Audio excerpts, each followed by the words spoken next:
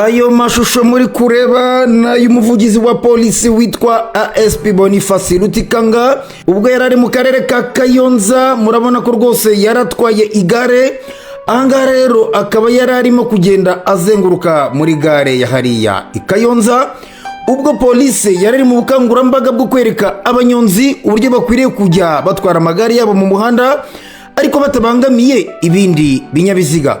Ni cyane ko abanyonzi bakunze kugenda ngo nabi cyane mu mihanda, rimwe na rimwe bagateza impanuka kubera ko batarize n'amategeko y'umuhanda. Polisi rero ikavuga ko iki kibazo giteye inkeke mu buryo bukomeye cyane. Talks, ijwi ry'amakuru y'ukuri n'ibiganiro.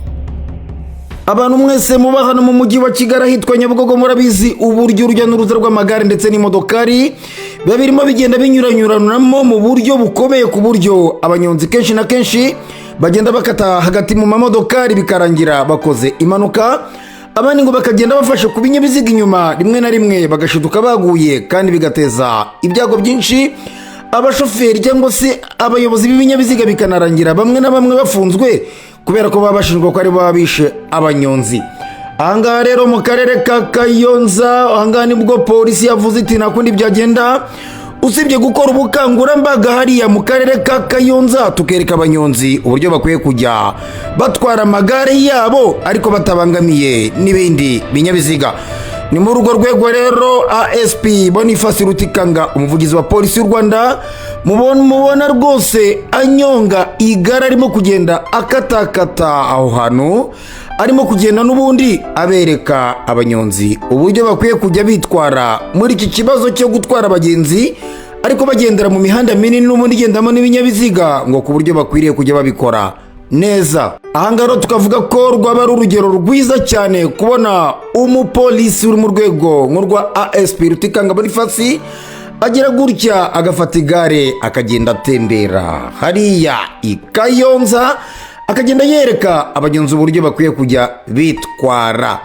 Ubwo rero umunyonzi uwo ari we wese akwiriye gufata urugero rwiza cyane rw'uko akwiriye kuzajya yitwara yirinda guteza impanuka ibindi binyabiziga. Iyo nkuru rero yo kwereka abanyonzi uburyo bakwiye kujya batwara amagare mu mihanda batabangamiye ibindi binyabiziga reka tuyiveho, duhita dukomereza hari ikirehe tubabwire ko polisi yarashe mu cyico igisambo giherutse kwica umumotari hanyuma kikamutaba mu gishanga. Mu gitondoro cyo ku itariki 7 nibwo polisi y'u Rwanda yarashe mu cyico umusore witwa Dukuzumuremyi Eric.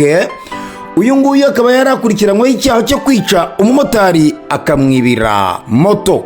Uyu mujura rero akaba yarasiwe mu gishanga cya Cyunuzi mu karere ka Kirehe, ari nacyo motari yiciwemo. Amakuru akavuga ko yarahagaruwe aje kwerekana aho yahishe ibikoresho yamwicishije. Hanyuma rero uyu musore akaba yaje gusimbuka imodoka ya polisi ashaka kwirukanka, bikarangira rero arashwe agahita hasiga ubuzima. Umuvugizi wa polisi mu ntara y'Iburasirazuba SP Hamduni Twizeyimana yatangaje ko uriya musore witwa Dukuzumuremyi Eric yari umujura ruharwa akunda kugaragara mu bikorwa by'ubujura kandi ngo yabifungiwe inshuro nyinshi. Ati rero mu kwezi kwa gatandatu yararekuwe muri gereza, nabwo kandi akaba ari yarafungiwe ubujura. Ku itariki 2 Mutarama 2026 uriya musore ngo yateze umumotari mu gishanga cya Cyunuzi amwambura moto kandi akora n'ikindi cyaha gikomeye cyane cyo gusiga amwishe. Nyuma rero polisi n'abaturage baramushakishije hanyuma aza kuboneka. SP Hamduni Twizeyimana akaba rero yakomeje avuga ko yaragiye kwereka polisi hanabika ibyo yibye bitandukanye, ngo kumbi wari umugambi wo kugira ngo atoroke. Hanyuma rero yaje kwirukanka, ariko nyuma yo kwirukanka ntabwo byamuguye amahoro kubera ko polisi yahise imurasa mu cyico. Aha rero polisi ikabwira abaturarwanda kwirinda kwishora mu byaha byo kwica bagenzi babo kubera ko ngo uzabigerageza wese bitazamugwa amahoro kandi azahanwa by'intangarugero. Aya makuru rero y'uyu mujura wihaye ibyo gucika agahita araswa akasiga ubuzima reka tuyaveho, dukomereze i Nyanza abaturage bishe bagenzi babo babaziza ko babibye ihene. Abantu babiri barakekwa kwica abagabo babaziza kwiba ihene nk'uko byemejwe na polisi ikorera mu ntara y'Amajyepfo. Polisi y'u Rwanda ikorera mu ntara y'Amajyepfo iratangaza ko abantu babiri bakekwaho kwica abibye ihene ariko nabo ngo bakaba barabishe nyuma yo kubica bakaza kuza gutabwa muri yombi. amakuru akavuga ko mu mudugudu wa Buruba mu kagari ka Butara mu murenge wa Kigoma mu karere ka Nyanza mu ijoro ryo ku itariki 7 hari abantu babateye hanyuma biba ihene zabo. Bukiye bwaho ari kuwa kane ku itariki 8 bajya gushaka izo hene, ariko ngo baza gusanga aho bazibye bari abandi rero ngo bashaka kubarwanya. Bari abakekwaho ubujura bari bafite imihoro, habaho kurwana, abaturage barahurura, abandi birwanaho ndetse bamwe mu bashakaga ihene zabo barakomereka, ariko abakekwagaho ubujura 2 birangira abaturage babahondaguye hanyuma barabica. Umuvugizi wa polisi mu ntara y'Amajyepfo CIP Kamanzi Hassan yavuze ko hari ibikorwa byabayeho byo guhangana, bamwe barakomereka abandi bahita bahasiga ubuzima. Yagize ati polisi ikaba rero yafashe abagabo 2 bafungiye kuri sitasiyo ya polisi ya Busasamana. Abangaba bakaba bagize uruhare ngo rukomeye cyane rwo kwica abajura bari bafite ihene cyangwa se bari bavuye kwiba izi hene z'abaturage. Amakuru agakomeza avuga ko bari abapfuye ngo bari barazengereje abaturage kuko ngo babibaga ihene zabo ndetse n'ibindi bintu bitandukanye kandi mu bihe bitandukanye.